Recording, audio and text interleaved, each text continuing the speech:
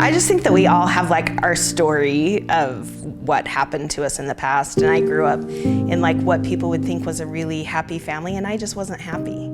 I kind of fell in with the wrong crowd. My parents didn't know what to do with me. They actually ended up like signing me away to the state and put me in foster care. And that was really hard for me. I think I kept reliving the story that I needed someone else to tell me that I was worthy, someone else to tell me that I was okay, and someone else to tell me that I was just worthy of being loved. All those bad things that happened to me that made me feel like I wasn't worthwhile, like none of them were even about me, first of all. There were things that happened when I was 5. I could not have stopped them, even if I had wanted to. But at the time, I decided that I was broken.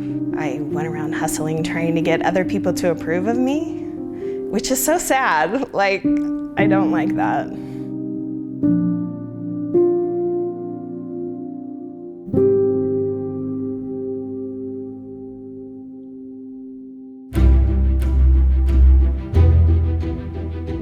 I don't even know where I originally heard about Brooke and the Life Coach School. I've listened from the very beginning. She announced that she was starting Self-Coaching Scholars, and I wanted to do it so bad. Like, I remember her sending out an email and she said, just decide. She's like, I don't care what you decide, just decide yes or decide no. And I knew it wasn't no. When I joined Self-Coaching Scholars, the thing I love the very most about it is the daily homework. Because she teaches you a concept, but then she teaches you how to apply it.